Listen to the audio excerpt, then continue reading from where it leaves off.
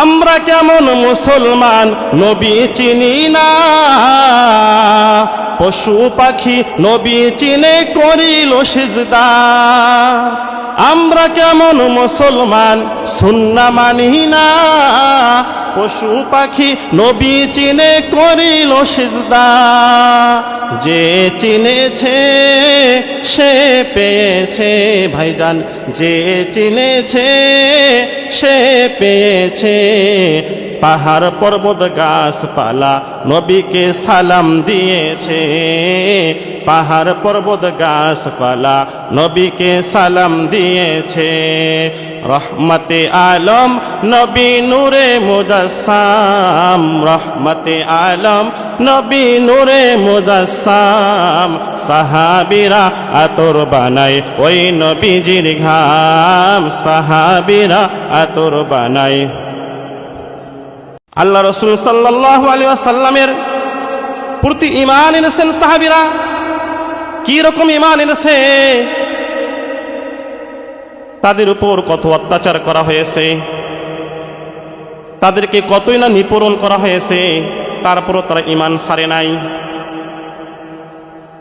হযরতে বেলাল রাদিয়াল্লাহু তাআলা আনহু তিনি একজন কৃতদাস ছিলেন। বেলাল নবীজিকে ভালোবাসতেন, সে আল্লাহ তাআলাকে ভালোবাসতেন, আল্লাহ ছাড়া কারো কাছে মাথা নত করত না। বেলালের মুখে শুধু আহাদ আহাদ, কুল হুয়াল্লাহু আহাদ, আল্লাহুস সামাদ, লাম ইয়ালিদ ওয়া লাম ইউলাদ ওয়া লাম ইয়াকুল লাহু কুফুয়ান আহাদ। বেলাল ইসলাম ধর্ম গ্রহণ করেছে। বেলালের যে মালিক ছিল উমাইয়া, সে একজন মুশরিক ছিল, সে এক আল্লাহকে বিশ্বাস করত না। উমাইয়া যখন জানতে পারলো বেলাল গোপনে ইসলাম ধর্ম গ্রহণ করেছে, নবীজিকে মোহাব্বত করে, নবীজিকে জানের চাইতে বেশি মোহাব্বত করে, এবার উমাইয়া কি করলো? বেলালকে বন্দি করে ফেলল। বন্দি করে ফেলে তার হাত দুটি বেঁধে ফেলল, তার পা দুটি বেঁধে ফেলল। উমাইয়া বলে, ও আমার লোকেরা, বেলালকে আঘাত করো, বেলালকে মারো। কতক্ষণ পর্যন্ত? যতক্ষণ পর্যন্ত সে ঈমান না ছাড়ে ততক্ষণ পর্যন্ত তাকে মারতেই থাকো, প্রহার করতেই থাকো। বেলালকে মারতে মারতে মারতে বেলালের শরীরের যে গোস্তগুলো আছে সব খুলে গিয়েছে, শরীর থেকে রক্ত পড়তেছে, লোহার চাবুক দ্বারা তাকে প্রহার করা হইতেছে। তারপরও বেলাল ঈমান ছাড়ে না, মুখে তার আহাদ আহাদ আহাদ, আল্লাহ এক। আল্লাহ কয়জন? আল্লাহ এক, আহাদ আহাদ, আল্লাহ ছাড়া কোনো মাবুদ নাই। ওই অবস্থায় বেলালকে বলতেছো, বেলাল এখন সময় আছে, কালেমা ছাড়, আমি তোমাকে আজাদ করে দেব। বেলাল বলে, না না, আমার জীবন যাইতে পারে, আমার শরীরের সকল গোস্ত খুলে যাইতে পারে, তারপর আমি ঈমান ছাড়ব না। বেলালের ঈমান যখন আরো বেড়ে গিয়েছে, এবার ওই কাফের পাষাণ হৃদয়, শরীর দিয়ে রক্ত পড়তেছে, সে কান্নাকাটি করতেছে আর তারা হাসতেছে, কাফেরের পরিচয়। এবার ওই উমাইয়া কি করলো? ওই বেলালকে উত্তপ্ত মরুভূমি, ওই মরুভূমি প্রান্তরে নিয়ে গেল আর বলল, বেলালকে ওই উত্তপ্ত বালুর মধ্যে শুয়ে ফেলো। যখন বেলালকে উত্তপ্ত বালুর মধ্যে শুয়ে ফেলা দেওয়া হলো, তার বুকের উপরে একটা বিশাল বড় পাথর লাগাই দিল আর বলে, এই বেলাল এখনো সময় আছে, তাড়াতাড়ি ঈমান ছাড়। বেলাল ঈমান তো ছাড়ে না, আরো বেশি করে আল্লাহ তাআলার নামটা আরো বেশি করে নেয়, আহাদ আহাদ আহাদ। বেলালের এই কষ্ট দেখে হযরতে আবু বকর রাদিয়াল্লাহু তাআলা আনহু বেলালকে বলে, ও বেলাল, তুমি তোমার মাওলার নামটা আস্তে নিলেই তো পারো, তাহলে কাফির মুশরিকরা শুনবে না, তোমাকে অত্যাচার করবে না।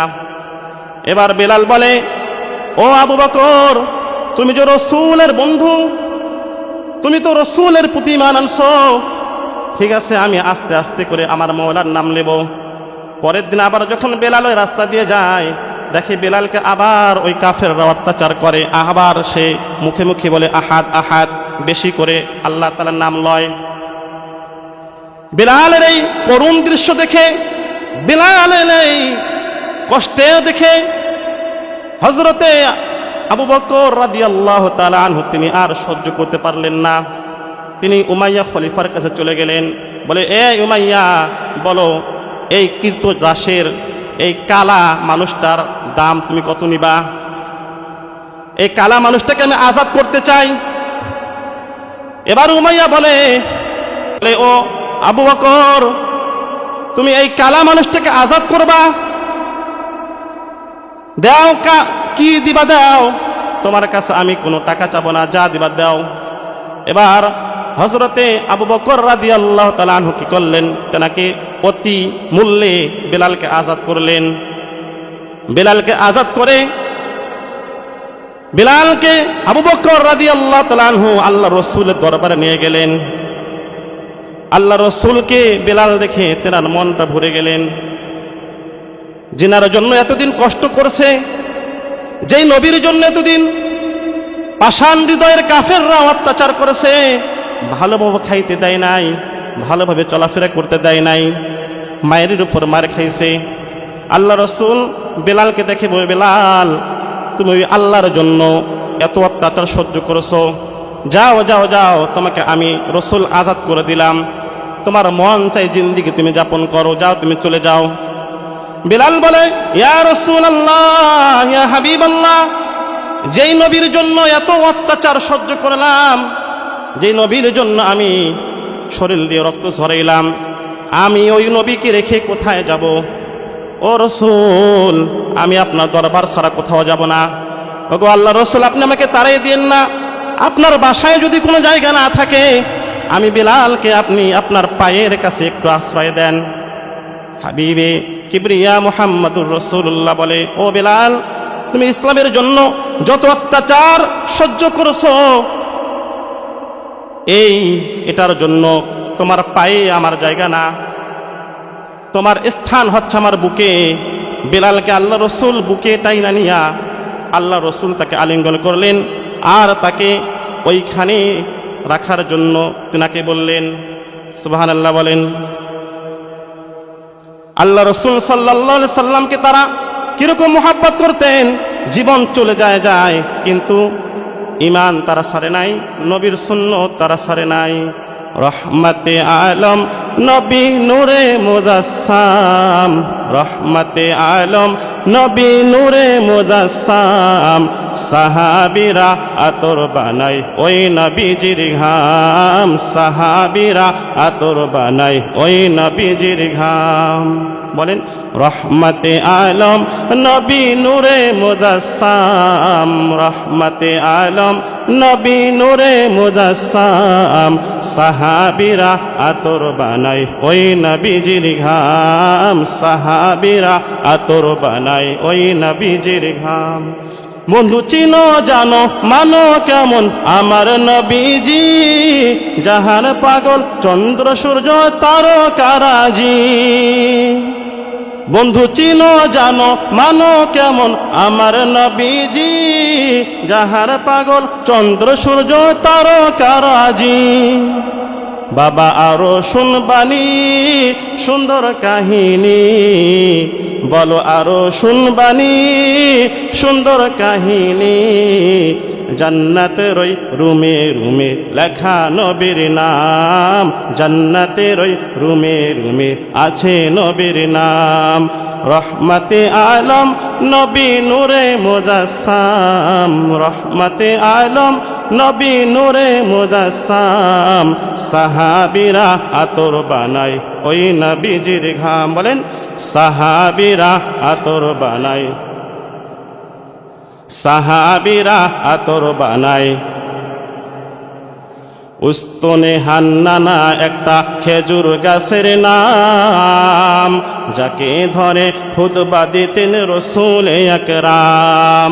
উস্তনে হান্নানা একটা খেজুর গাছের নাম, যাকে ধরে খুতবা দিতেন রাসূল আকরাম। গাছটা নবীর বিরহে সদা কাঁদিতে রহে, গাছটা নবীর বিরহে সদা কাঁদিতে রহে। হতবাক হইল সকল সাহাবায়ে কেরাম, হতবাক হইল যত সাহাবায়ে কেরাম। রহমতে আলম নবী নূরে মুজাসসাম, রহমতে আলম নবী নূরে মুজাসসাম। সাহাবীরা আতর বানায় ওই নবীজির ঘাম, সাহাবীরা আতর বানায়। আমরা কেমন মুসলমান নবী চিনি না, পশু পাখি নবী চিনে করিল সিজদা। আমরা কেমন মুসলমান সুন্নাহ মানি না, পশু পাখি নবী চিনে করিল সিজদা। যে চিনেছে সে পেয়েছে ভাইজান, যে চিনেছে সে পেয়েছে। পাহাড় পর্বত গাছপালা নবীকে সালাম দিয়েছে, পাহাড় পর্বত গাছপালা নবীকে সালাম দিয়েছে। রহমতে আলম নবী নূরে মুজাসসাম, রহমতে আলম নবী নূরে মুজাসসাম। সাহাবীরা আতর বানায় ওই নবীজির ঘাম, সাহাবীরা আতর বানায়। আল্লাহ রসুল সাল্লাল্লাহু আলাইহি ওয়াসাল্লাম বিলালকে তেনার পাশে রাখলেন, বিলালকে তেনার খাদিম বানাইলেন।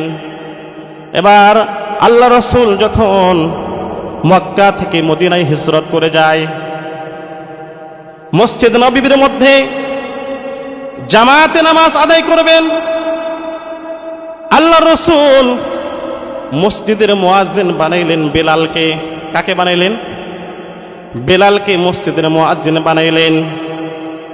মসজিদ নববীর পাশেই এক ভদ্র মহিলার একটা ছাদের বাড়ি ছিল। আল্লাহ রসুল বললেন, ও বেলাল, ওই মহিলার ছাদের বাড়ির উপরে চড়ে তুমি আজান দিবা। বেলাল রাদিয়াল্লাহু তাআলা আনহু তিনি ছাদের উপরে চড়ে আজান দেয়। আল্লাহু আকবার, আল্লাহু আকবার,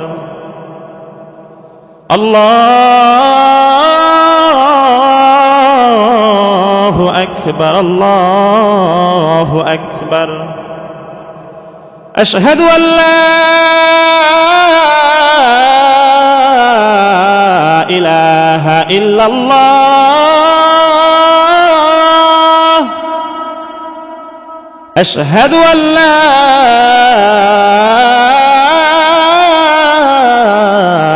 ইলাহা ইল্লাল্লাহ, আশহাদু আন্না মুহাম্মাদার রাসূলুল্লাহ, আশহাদু আন্না মুহাম্মাদার রাসূলুল্লাহ। বিড়াল যখন এই শব্দ বলে আশহাদু আন্না মুহাম্মাদার রাসূলুল্লাহ, বিলাল আশহাদুর জায়গায় আশহাদু বলে ফেলে, হার জায়গায় শিন উচ্চারণ করে ফেলে। এই শব্দটা তার ভালোভাবে উচ্চারণ হয় না। মদিনার মুনাফিকরা আল্লাহ রসুলের কাছে আসছে, ও গো আল্লাহ রসুল, কাকে আপনি মুয়াজ্জিন বানাইছেন? যে বিলাল আজানের শব্দটা শুদ্ধ করে পড়তে পারে না, সে শিনের জায়গায় হা পড়ে, হার জায়গায় সে শিন পড়ে।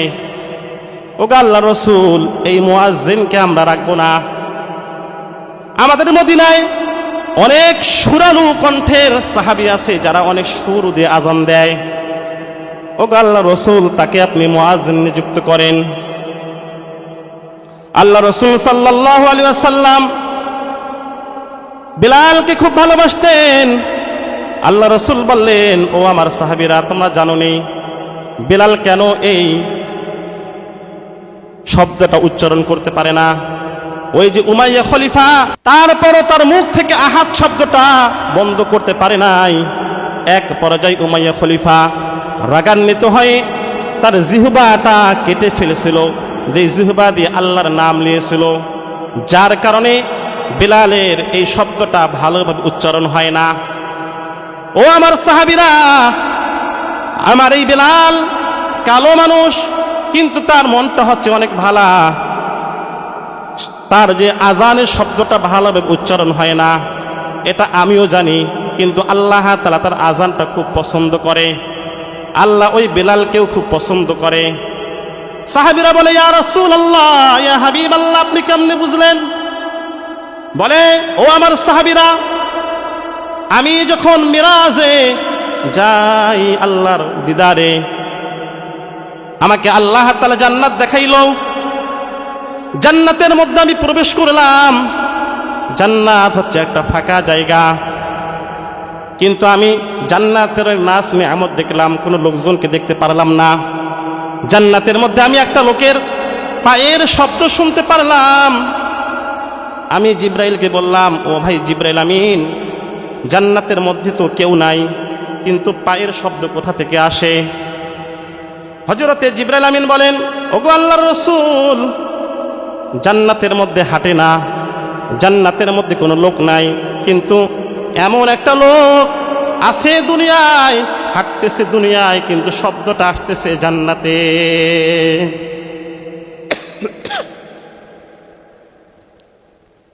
আল্লাহ রাসূল বললেন, ও জিব্রাইল আমিন, ওই লোকটাকে?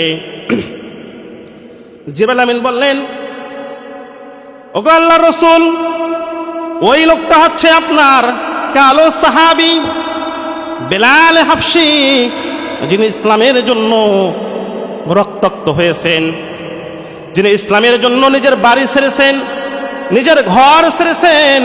আপনাকে জানের চাইতে বেশি সে ভালোবাসে। ওই বেলাল দুনিয়াতে হাঁটতেছে, কিন্তু শব্দ যাইতেছে জান্নাতে। কোথায় যাইতেছে? জান্নাতে যাইতেছে। আপনার প্রিয় সাচ্চা আশিক। আল্লাহ রাসূল বলেন, বেলালের মর্তবা, বেলালের মর্তবা, বেলালের মর্যাদা আল্লাহ তাআলা বাড়িয়ে দিয়েছে। বেলাল যতদিন বেঁচে থাকবে, ততদিন বেলালই এই মসজিদ নববীর মুয়াজ্জিন থাকবে। বলেন না আল্লাহু আকবার। বেলাল কেমন আল্লাহ রসুলকে ভালোবাসতেন। আল্লাহ রসুলের ইন্তেকাল হয়ে গিয়েছে, আল্লাহ রসুল আর নাই। বেলালের কানে এই শব্দটা আসছে, আল্লাহ রসুল আর বেঁচে নাই, তিনি ইন্তেকাল ফরমাইছেন। বেলাল কাঁদতে কাঁদতে তিনি জারজার হয়ে গিয়েছে, তিনি হুঁশে নাই, বেহুশ হয়ে গিয়েছে। সাহাবীরা কেউ বিশ্বাস করতেছে না যে আল্লাহ রসুল মারা গিয়েছে। হযরত আবু বকর তিনি জারজার করে কান্নাকাটি করতেছে। হযরতে ওমর ফারুক রাদিয়াল্লাহু তাআলা আনহু তিনি লাঙ্গা তরবারি হাতে নিয়েছে, বলে, এই ইহুদির বাচ্চারা, এই কাফেরের বাচ্চারা, যারা বলবা মুহাম্মদ মারা গিয়েছে, আমার নবী মারা গিয়েছে, আমি তাকে লঙ্গা তরবারি দিয়ে তার আমি কাল্লাটা বিচ্ছেদ করে দেব। আমার নবী মারা যেতে পারে না। এবার আবু বকর, ওমর, অন্যান্য সাহাবীরা তাদেরকে সান্ত্বনা দেয়, ও সাহাবীরা, তোমরা সান্ত্বনা হও, তোমরা শান্ত হও। রসুল তো আমাদের মতোই মানুষ ছিল, তিনি তো ইন্তেকাল ফরমাইবেন, অতএব তোমরা শান্ত হও। বেলাল শুনতে পাইছে আল্লাহ রসুল মারা গিয়েছে। বেলাল কিরকম ভালোবাসতেন?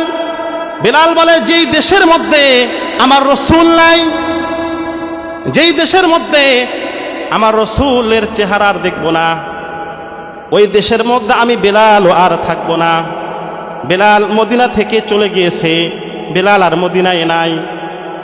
বেলাল যখন চলে গিয়েছে, মদিনার লোকজনরা তারাও কান্নাকাটি করা শুরু করে দিয়েছে। বেলালের আজান কি মজা ছিল, বেলালের আজান কি মধু ছিল। বেলাল যখন আজান দিত, মদিনার মধ্যে যারা কাজ কাম করত, সকলে কাজ ছেড়ে দিয়ে বেলালের আজান শুনতো।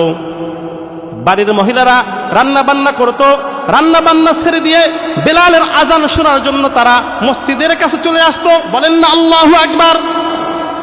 কালো লোক, কিন্তু তার নবীর মোহাব্বত কিরকম ছিল? ওই বেলাল আল্লাহকে ভালোবাসতো। কাকে ভালোবাসতো? ওই বেলাল আল্লাহকে ভালোবাসতো। সে নবীকে চিনেছে, আল্লাহ তাআলাকে চিনছে, যার কারণে তার শরীরের শেষ বিন্দু থেকে, তার শরীরের গা থেকে রক্ত পড়েছে, তারপর নবীকে সে ছাড়ে নাই, আল্লাহকে ছাড়ে নাই। এরকম ঈমান, এরকম আমাদেরকেও আনতে হবে। বেলাল পরে কুলহু ওয়াল্লাহু আহাদ আল্লাহুস সামাদ লাম ইয়ালিদ ওয়া লাম ইউলাদ ওয়া লাম ইয়াকুল লাহু কুফুয়ান আহাদ। জিমে গেছেন নাকি? একটু জোরে পড়ুন তো। এই সূরাটা 3 বার পড়বেন, 1 খতম সব হবে। কয় খতম হবে? 1 খতম। আমার সাথে পড়েন, কুল হুয়াল্লাহু আহাদ আল্লাহুস সামাদ লাম ইয়ালিদ ওয়া লাম ইউলাদ ওয়া লাম ইয়াকুল লাহু কুফুয়ান আহাদ। আর জোরে বলেন, কুল হুয়াল্লাহু আহাদ আল্লাহুস সামাদ লাম ইয়ালিদ ওয়া লাম ইউলাদ ওয়া লাম ইয়াকুল লাহু কুফুয়ান আহাদ। আরেকবার পড়লেই 3 বার হবে। বলেন, কুল হুয়াল্লাহু আহাদ আল্লাহুস সামাদ লাম ইয়ালিদ ওয়া লাম ইউলাদ ওয়া লাম ইয়াকুল লাহু কুফুয়ান আহাদ। এই যে 3 বার পড়লাম, আমাদের আমলনামায় 1 খতম কোরআন পড়ার সব দিয়েছে কে? আল্লাহ দিয়েছেন। একবারে সাদা মাথা, ইসলামের মধ্যে কোনো প্যাঁচকুচ নাই। আপনি কোরআন পড়তে জানেন না, কোরআনের তেলাওয়াত শুনেন, সব দিবে কে বলেন তো? আল্লাহ তাআলা সব দেবে। আল্লাহ রাসূল সাল্লাল্লাহু আলাইহি ওয়াসাল্লাম বলেন, কেউ যদি এই সূরা ইখলাসকে মুহাব্বত করে তাহলে এই সূরাটা তাকে জান্নাতে নিয়ে যাবে। বলেন না সুবহানাল্লাহ। আল্লাহ রাসূলের জামানায় কিছু সাহাবী আসছেন, সাহাবী এসে বলে, আল্লাহর রাসূল আমাদের একটা ইমাম দেন, আমাদের কওমের জন্য একটা ইমাম দেন, আমরা তার পিছনে নামাজ আদায় করব। আল্লাহ রাসূল কি করলেন? একজন সাহাবীকে তাদের সঙ্গে দিয়ে দিলেন। আর আল্লাহ রাসূল বললেন, যাও তাদের কওমে যে তুমি ইমামতি করবা, তোমার পিছনে তারা নামাজ আদায় করবে। ওই ইমাম সাহেব ওই এলাকায় গিয়েছে, এলাকায় যে ইমামতি করে, নামাজ পড়ায়, কিন্তু প্রতি রাকাতের মধ্যে সূরাতুল ইখলাস পড়ে। কুল হু আল্লাহু আহাদ আল্লাহুস সামাদ লাম ইয়ালিদ ওয়া লাম ইউলাদ ওয়া লাম ইয়াকুল লাহু কুফুয়ান আহাদ। প্রতি রাকাতেই পড়ে। তার মানে কি? আগে সূরা ফাতিহা পড়ে, তারপরে সূরা ইখলাস পড়ে, তারপরে সূরা মিলায়, এরকম প্রতি রাকাতেই করে। মুসল্লিরা সবাই বলে, ও ইমাম সাহেব, আপনি প্রতি রাকাতেই এরকম করেন কেন? সূরা ইখলাস কেন আপনি প্রতি রাকাতেই পড়েন? সূরা ইখলাস কি ছাড়া যায় না? এবার ওই ইমাম বলে, ও আমার মুসল্লিরা, আমি সূরা ইখলাস ছাড়তে পারবো না, লাগলে ইমামতি ছেড়ে দেব, তোমাদের এলাকায় ইমামতি করব না, তারপর আমি সূরা ইখলাস ছাড়তে পারবো না। এবার মুসল্লিরা বলে, ও ইমাম সাহেব, আপনাকে তো আমরা ইমাম নিযুক্ত দেই নাই, আপনাকে তো আল্লাহ রাসূল ইমামতি করে পাঠাইছেন, আপনাকে তো আমরা বাদ দিতে পারবো না, চলো নবীজির কাছে। এবার ইমাম আর মুসল্লি দুজনে মিলে চলে গিয়েছে আল্লাহ রাসূলের দরবারে। আল্লাহ রাসূল সাল্লাল্লাহু আলাইহি ওয়াসাল্লামের কাছে যে মুসল্লিরা বলে, ও আল্লাহ রাসূল, হাবিবে কিবরিয়া মুহাম্মদুর রাসূলুল্লাহ, আপনি যে একটা ইমাম দিয়েছেন গো, ওই ইমাম প্রতি রাকাতে সূরা ইখলাস পড়ে। আল্লাহ রাসূল বলে, সাহাবীকে ডাক দিয়েছেন, ও ইমাম সাহেব, ব্যাপারটা কি? প্রতি রাকাতে সূরা ইখলাস কেন পড়ো? এবার ওই সাহাবী বলে, ও গো আল্লাহর রাসূল, ইন্নী ইউহিব্বুহা, আমি এই সূরাটাকে ভালোবাসি, তাকে মুহাব্বত করি। আল্লাহ রাসূল বলে, কেন তাকে মুহাব্বত করো? তুমি কেন তাকে ভালোবাসো? ওই সাহাবী বলে, ও গো আল্লাহর রাসূল, আমি যখন নামাজে দাঁড়াই, নামাজে দাঁড়িয়ে যখন আমি সূরাতুল ইখলাস পাঠ করি, এই সূরাতুল ইখলাসের মধ্যে আল্লাহ তাআলার সিফাতি নাম আছে, আহাদ, সামাদ, লাম ইয়ালিদ ওয়া লাম ইউলাদ ওয়া লাম ইয়াকুল লাহু কুফুয়ান আহাদ। এই সূরা যখন পাঠ করি আমি আমার মাওলারে দেখতে পাই, আমি আমার আল্লাহরে দেখতে পাই আল্লাহ তাআলার সিফাতি আয়নায়, যার কারণে আমি এই সূরা ইখলাস ছাড়তে পারবো না। কিছুক্ষণ পরে আল্লাহ রসুল বলেন, ও সাহাবী, ও ইমাম সাহেব, আপনাকে এই সূরা ছাড়তে হবে না। হুব্বুকা দাখালাল জান্নাহ, তুমি যে সূরাটাকে মুহাব্বত করো এই সূরাটাই তোমাকে জান্নাতের মধ্যে ঢুকাই দিয়েছে। বলেন না সুবহানাল্লাহ। এই সূরা এমন ফজিলতপূর্ণ সূরা, বেশি বেশি করে পাঠ করতে হবে। যদি কেউ এই সূরাটি বেশি বেশি করে পাঠ করে তাহলে আরো অনেক ফায়দা আছে। কি ফায়দা? আল্লাহ রসুল সাল্লাল্লাহু আলাইহি ওয়াসাল্লাম এক সাহাবীর জানাজা পড়ার জন্য গিয়েছে। আল্লাহ রসুল যে দেখে ওই জানাজায় আল্লাহ তাআলার নূরের তৈরি ফেরেশতারাও ওই জানাজায় আগমন হয়েছে। বলেন না সুবহানাল্লাহ। হযরত রাসূল আকরাম সাল্লাল্লাহু আলাইহি ওয়াসাল্লাম জিবরাইল আমিনকে বলেন, ও ভাই জিবরাইল আমিন, ঘটনা কি? তুমি আজকে এই সাহাবীর জানাজায় উপস্থিত হয়েছে কেন? তোমাকে তো আমি কোনো জানাজায় শরীক হতে দেখি নাই। কি এমন আমল করেছে আমার মুআবিয়া, যার কারণে মুআবিয়ার নামটা আল্লাহ তাআলা আরশ পর্যন্ত চলে গিয়েছে? ও জিবরাইল আমিন, বলো না মুআবিয়ার কি এমন গোপন আমল ছিল? আল্লাহ রসুলকে জিবরাইল আমিন বলতেছেন, ওগো পয়গম্বর, আপনার এই সাহাবী কাইমান আও কাইদান, জালিসান আও মাইসান, উঠতে বসতে চলতে ফিরতে সব সময় পড়তো কুল হুয়াল্লাহু আহাদ আল্লাহুস সামাদ লাম ইয়ালিদ ওয়া লাম ইউলাদ ওয়া লাম ইয়াকুল লাহু কুফুয়ান আহাদ। এই সূরাটা সে বেশি বেশি পড়ার কারণে তার আমলনামায় এতগুলো কোরআন খতমের সব জমা হয়েছে যে আল্লাহ তাআলা খুশি হইয়া তার জানাজায় তার ফেরেশতাকে পাঠিয়ে দিয়েছেন। বলেন না সুবহানাল্লাহ। সূরাতুল ইখলাস আমাদেরকে মুহাব্বত করতে হবে, বেশি বেশি করে পাঠ করতে হবে, বেশি বেশি করে পাঠ করতে হবে। তাহলে আল্লাহ তাআলা আমাদের আমলনামায় অসংখ্য অগণিত সব কোরআন খতমের সব আল্লাহ তাআলা লিখে দিবেন। বলেন না সুবহানাল্লাহ।